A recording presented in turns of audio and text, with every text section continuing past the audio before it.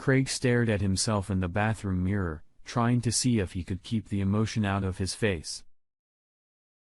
It took a minute, but he achieved a calm look, just what he needed right now. This was going to be difficult. He leaned against the rim of the sink and stared at the porcelain beneath his face, looked at the small ring of dirt around the drain, the film covering the worn chrome. The shine was gone. Wow! What a metaphor! He sighed. He listened, hoping he could hear heavy footsteps down the hallway, and then the sound of the front door closing. But he didn't. If he spent any more time in the bathroom, it would look like he was hiding. That couldn't be allowed to happen. Craig pulled himself together, took another look in the mirror, and decided that was close enough to what he needed. Now for the hard part. Craig opened the door, and with a slight creak of the top hinge, the muffled murmur of voice from the bedroom, a short distance down the hallway, ceased. He walked through the door, down the hallway, down the stairs, and into the kitchen. Loudly. There, he pulled 2 mugs from the cupboard, a plain white one for himself, and Ronnie's favorite, a clay one. Turned on the coffee maker, got out hazelnut butter and milk. Anyway, it wouldn't last long. He made a few more preparations, just in case. One was to make a phone call, then preloaded a document onto his tablet lying in the living room. He was sitting at the bar in the kitchen sipping coffee when Ronnie appeared through the archway wearing one of her new blouses, showing off all her new cleavage. She was wearing her new blue jeans very tight, which she used to show off her new ass. She wore glasses, which was a rarity these days, as she used her new contact lenses a lot. She stood in the archway, looking at Craig, and tucking a strand of dyed blonde hair out of her face behind her ear. The expression on her face expressed its submission. Craig gestured to the coffee in her mug on the other side of him on the bar, indicating that he wanted her to sit down with him. Shaking her head slightly, with sad eyes, she took 2 steps to the bar and sat down. So Ronnie began looking down at her mug. Craig sat in silence. After a few seconds, Ronnie looked up at him, hoping he would say something first. Craig stared at her in silence as before. "What now?" Ronnie asked, straightening in her chair and realizing that she'd slumped a little. "Now?" Craig asked aloud, his voice calm and steady. "Well, I think it's over, don't you?" Ronnie slowly closed her eyes and sighed. "I don't want it to be like this," Ronnie said to her husband. Craig pronounced. "I can't imagine you don't want it to be. But after today, after everything you've done, I'm not even mad anymore, Ronnie. I'm just tired." She looked down at her mug at the bulges of her newly lifted breasts. She reached out with both hands and cupped them around the top of the mug, feeling the soothing warmth. Craig had even added her favorite cream. She could see and smell it. "It didn't have to be the end. I guess I was a bitch," Ronnie said. Craig snorted in agreement. "But we can get through this." Craig stared at Ronnie in silence, fingertips tapping the sides of his mug. "Are you still going to be a bitch?" Craig asked after a long pause. Ronnie wasn't used to being at a disadvantage to her husband. He had never spoken to her in that tone of voice. The question gave her a slight shock. "It's a rhetorical question," Craig said as Ronnie prepared to answer. After something like that, Craig nodded toward their bedroom. "No. No chance." Ronnie sighed, trying to find a way to make Craig understand. "It doesn't mean anything." Ronnie tried to justify herself. "I don't feel anything for him. It's just for sex." "I disagree," Craig stated, taking a small sip of his coffee. Ronnie reached across the table to touch her husband's hand around the mug. "Don't touch me," Craig growled at her. Ronnie froze. "I don't want your twisted and depraved flesh touching mine anymore," Craig told her, managing to get his emotions under control. Almost. Ronnie didn't know how to react to that. She jerked her hand away and took up her mug again. stared at Craig with a pained look on her face, unable to understand why this man, her very intelligent, loving, patient husband who had given her so much, would reject her like this. He had never said anything like this before. She thought he liked the changes she had made in herself. "I shouldn't have agreed to this," Craig said, running his eyes carefully over his wife, the part of her visible above the bar. "That's when it all went down. Honey, we did it to make me feel better," Ronnie reminded him. "Oh, I guess that's where it all started." There was anger in Craig's voice, and although his gaze was steady, his voice wasn't.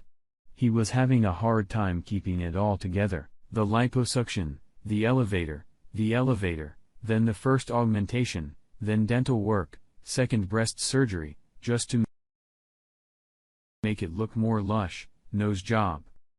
All of it. Yes. At first, it was to make you feel better about yourself. Ronnie tried to answer something, but Craig interrupted her. After the first breast augmentation, it was about making yourself as sexy as possible. Ronnie stood up so fast that the bar stool toppled over. "What's wrong with that?" I've never been sexy." Craig started gaining air in his lungs to say something, but Ronnie was on a roll. Partly out of guilt, partly out of a need to go on the offensive, and partly out of fear. "I've always been just plain habitual Veronica," Ronnie accused. "The average Veronica. No one looked at me, no one noticed me. Oh, yes. I was smart and good at school, but no one wanted me. Nobody wanted me. That depressed me, Craig, so, yeah, when I got the chance, I fixed that." Craig snorted. "I'm sexy now. Men want me." Ronnie jabbed her finger at Craig, who was sitting at the kitchen counter watching her. "I have big breasts, I have an ass, I've got hair. My nose is fixed. No one looks past me anymore. You just can't get over it." Craig looked at his wife with a chuckle. "Ronnie wasn't interested in that. Your fragile little ego can't handle the fact that I took my problem in hand, made myself what men want, and you saw it as a threat." Ronnie accused her, volume rising. "You can't handle being married to all of this." Ronnie ran her hands down the sides of her breasts, down her waist, down her thighs, as long as there were enough hands. Then she lifted her hands and ran them through her long blonde hair, simultaneously jutting out her breasts and swaying her hips. She had practiced this movement and pose endlessly. "You're small, Craig," Ronnie spat out to her husband and changed her pose. "And you can't handle what I am now. You want me to be just Veronica, living in our tiny house, driving our old cars, just living." Ronnie spewed at her husband, feeling more and more in control of the situation each time. "Well, I got my breasts done and I didn't refuse to improve further," Ronnie justified herself. "I had the fat folds at my waist sucked off, and I got a bonus at that expense. I got a nose job and a new client. The sexier I get, the more I get, Craig." Ronnie put her hands on her hips and looked intently at her husband. He stared back, meeting her gaze, and didn't flinch. "You men are so simple," Ronnie jabbed.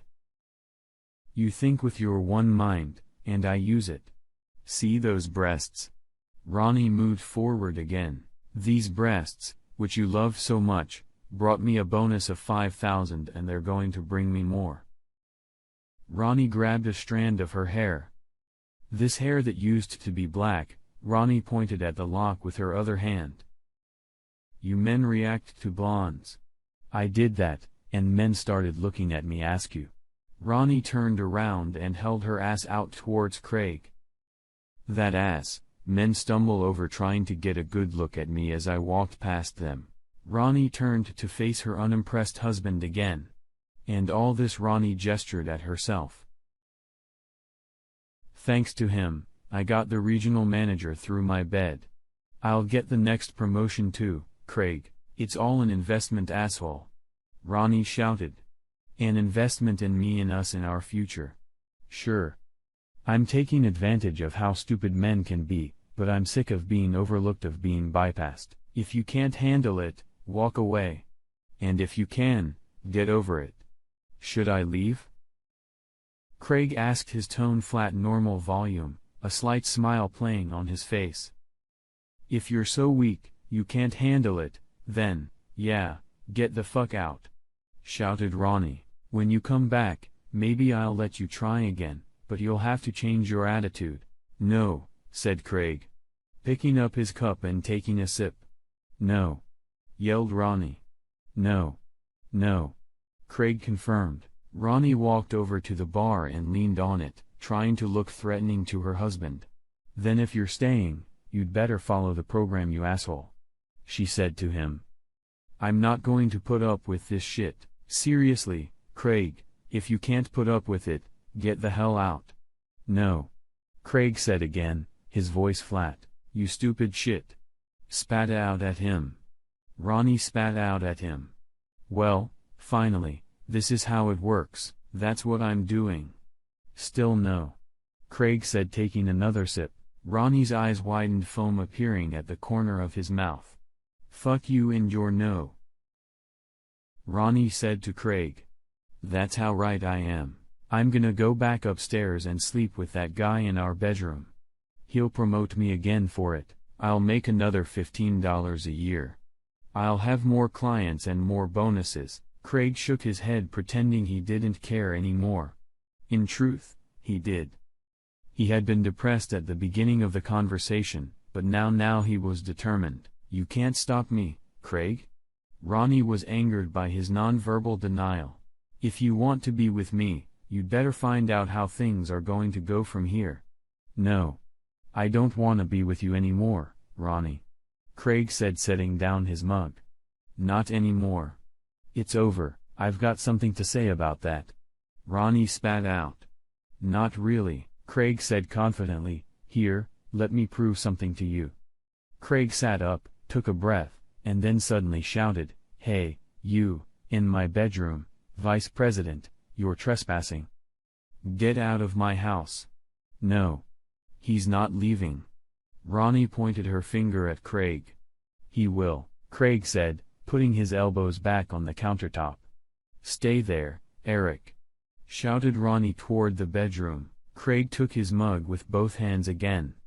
Ronnie stared at Craig for a few seconds, not thinking straight. Then after a few breaths, she had her thoughts again. Craig, it doesn't have to be like this, Ronnie said angrily to her husband. I know. Look, I know what I've done to you is wrong. I know it hurts you. I wish you didn't have to see this. Ronnie waved her hand, uncertainty toward the bedroom, but this is what I need to move up. You men react to sex. You should know that. Craig nodded sideways, showing he understood, but also looked as if he couldn't deny the fact. I feel good, honey. I really do. I'm not being ignored anymore. If I can make myself feel better and succeed, why not? Ronnie reasoned. Why can't I do that? Well, probably because you were my wife, said Craig simply. I am your wife now. Ronnie attacked him. I don't feel anything for this guy. He's just a dick who can give me something. No. That's not it, not really. But now I've decided to stop being patient with you, Craig said, sitting back down and starting to gesticulate as he spoke. I know what you mean about being overlooked. I am not a significant person. I would describe myself as average. Craig Ventura. Some teams that hurts. I agree with you. Ronnie crossed her arms over her chest, deciding to let Craig speak. I paid for the first liposuction. I paid for the second one. I paid for those boobs. I paid for that haircut. I paid for that butt augmentation. All of that. Craig pointed casually at Ronnie's body. Was paid for by me, and I did it because I loved you and trusted you. Even when you started to change, after your first breast augmentation, I didn't say anything because it was a big change for you. I knew things were changing, and you were getting what you thought you needed. But my mistake was exactly that, in being patient with you. Craig looked thoughtful. You've gotten ugly, Ronnie. Ronnie snorted derisively. First, there were those comments where you insulted your sister at Thanksgiving. Craig said. They were just dismissively rude. She's a lot like you used to be. You shouldn't have acted that way around her. Then when your mom tried to talk to you, you blew her off. Oh, sure. You didn't bully your sister anymore that day. But you also ignored her and didn't apologize. That's her problem. Ronnie stated. No. This is a family problem. Craig ventured. You hurt your sister. You hurt your parents. And then you kept doing this to them. Have you noticed that they hardly talk to you anymore? Well, your brother uses some colorful epithets to describe you to me. I stopped defending you a long time ago when he uses them. Ronnie disagreed. That was around the time you started teasing me in bed with your changes. Craig continued thoughtfully. Yeah. It was funny for a while, but then after that, it didn't stop being teasing anymore. Did it? Craig cast a questioning glance at Ronnie. After a while, you started trying to convince me that you were superior in some way. You liked that. It took me a while to realize that you started to enjoy humiliating me only in the bedroom. But, yes, I did. So Ronnie asked with a chuckle, and then you went after your old girlfriends. Craig remembered. Jules. You were terrible with her. She was your witness. Remember? Ronnie only shrugged her shoulders. To hell with her if she can't see the obvious. Well, she did. Craig confirmed. That's why you're not friends anymore. Ronnie closed her eyes, took a deep breath in frustration, raised her eyebrows once, lowered them, and waited for Craig to continue. You've gotten worse and worse. Craig said. Getting farther and farther away from Veronica, the woman I've fallen in love with. Yes, she wasn't a model or a photo model, but she was loving, funny, smart, a little charmingly insecure, caring, compassionate, a terrible cook, a terrific friend, and my best friend. Ronnie looked at Craig with concern on her face. And you? Craig gestured at Ronnie with an open hand. You're just an evil plastic doll, which I don't like. And which I'm not going to put up with anymore. Then you can get the hell out of here, Ronnie spat, pointing at the front door. No. Craig said simply. A knock was heard from the other end of the house. Sorry, said Craig, standing up and walking out of the room. Now what? Ronnie asked irritably, rolling her eyes at the knocking on the door. The doorbell rang, and Ronnie heard Craig yell out coming. Ronnie leaned back to see who was behind the door when Craig opened it. Opening the door, Craig greeted two uniformed police officers, a man and a woman. Come in. Come in. Letting the two wary policemen inside who quickly spotted Ronnie through the doorway into the kitchen. The policewoman asked, Sir? Yeah. Thanks for coming in, Craig said, pulling his wallet out of his pocket. He pulled out his driver's license and held it out to the policeman. Here's my license. I'm the sole owner of the house. I have a person upstairs in my bedroom trespassing on my property. Also, I think I need help escorting this woman over here off the property. Craig nodded toward Ronnie. Craig? Ronnie shouted, walking over to him. Upstairs, the female officer asked, Is he armed?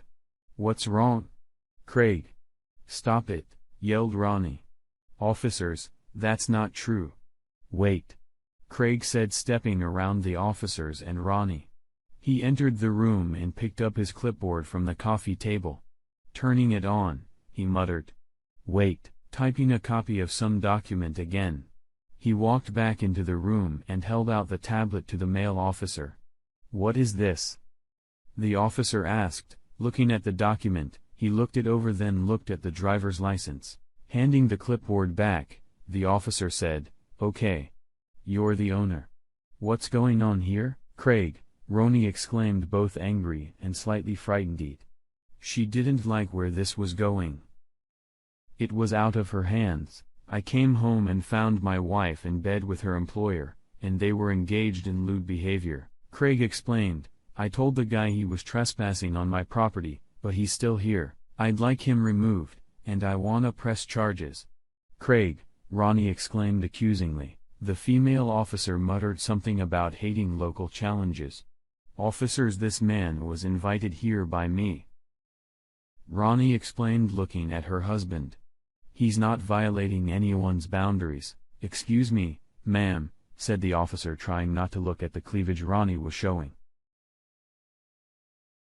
But if any family member claims that an intruder is trespassing, according to the new city laws, that person must leave.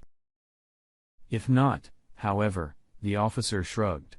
Did you inform him that he was not welcome here? The female officer asked. Yes.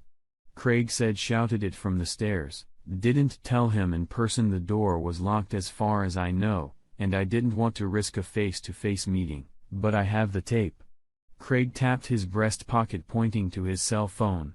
Craig, Ronnie hissed. Also, I'd like to have her. Craig nodded toward Ronnie. Escorted off the premises. I don't want her arrested, just removed. Was there any violence? The female officer asked. While the man was saying something into the walkie-talkie, she looked at Ronnie. What? No, said Ronnie. I didn't touch him. Ronnie pointed at Craig. I meant, did he hit you? Said the female officer, but I'm going to assume he didn't. Sir, can I ask you to show me where the bedroom is? The male officer asked. This is where my partner will stay with this woman. Sure. Craig replied as he walked past the two women. Ma'am, would you mind staying with me? The female officer asked, looking at Ronnie, but began Ronnie watching her husband and the officer walk up the stairs. This is all wrong. I'm sure it seems that way to you, ma'am. The officer replied. 10 minutes later, the male officer shouted. Let's go down, along with two others went down the stairs. Turning the corner at the foot of the stairs, Chief Ronnie was in the lead. He was wearing his suit pants buttoned, but his fly and belt were unbuttoned. It was all he had on. His pale chest and unruly hair combined with angry eyes told the story of an unhappy man. He cast an angry glance at Ronnie as he walked past her and headed for the exit. A male officer followed him, one hand holding his jacket, shirt, tie, and shoes with socks inside, and with his other hand, he held the handcuffs that were on his wrists behind Ronnie's boss's back. As he walked past, the male officer cast a glance at his partner and nodded. I'll let her pack her things, the female officer said to her partner. Craig stood back and watched what was happening. Craig, don't do this, Ronnie asked her husband after realizing what was happening. It's already done. Craig said, sadly, I don't feel safe when you are here. You let strangers into the house when I am not around and you hide it from me. Your temper has changed a lot lately. You need to leave, take your clothes and what you need, and we'll deal with the lawyers afterward. Craig said this mostly for the officer, in case he needed a witness in court with his cell. He thought that was a distinct possibility. Craig? No. Ronnie pleaded, holding out her hands. We can work this out. We've been trying to do this for a long time. Craig said, his eyes closed as the memories came over him. It didn't work out. It's all over. Sir, can we take some of her things? The female officer asked. Ronnie was stunned silent, realization coming over her like a plague. Sure. Craig said. She's got a car in her garage, a new BMW, not an old Subaru. She can use it. Nodding, the officer turned to Ronnie and said, Come on, honey. Let's get your things together. As Ronnie and the officer went upstairs, Craig pulled out his phone and stopped the recording. He didn't know how good the video would be, but he was sure the sound would be excellent. Standing still, he made sure the video was uploaded to the right place. And then sent copies to his attorney, Ronnie's family, and his family members. It didn't take long. He asked the lawyer to inform Ronnie's employers, but the lawyer advised him to hold off. It was better to have her employed in case the worst happened, and divorce was suddenly on the agenda, like now. "Craig, no. We can work things out," Ronnie said as she came down the stairs and saw her soon-to-be ex-husband. "I already tried," Craig said, tucking his phone back into his pocket and turning off the sound. "Talked to you about the way you were acting, tried for months. At first, you listened and then you stopped. And then a couple weeks ago after I saw you with your boss at a company party, I stopped too." "Craig, please. I've told you this before. Remember, please," Craig said softly. "Can you remember how many times?" "Come on," said the female officer, standing still and holding one of Ronnie's suitcases. Ronnie took hold of the handles of her suitcases and with an incredibly lost look headed with the officer towards the garage. Craig stood still for a while waiting. It seemed to him that it wasn't over yet. When he heard the garage door open, the BMW drive in and then the garage door closed, he exhaled and felt the tensions subside a little. He collapsed on the couch and sighed heavily. Then cried for his wife, who he hoped would someday be able to break free from the person she turned into. The coffee in the kitchen on the bar counter had long since gone cold.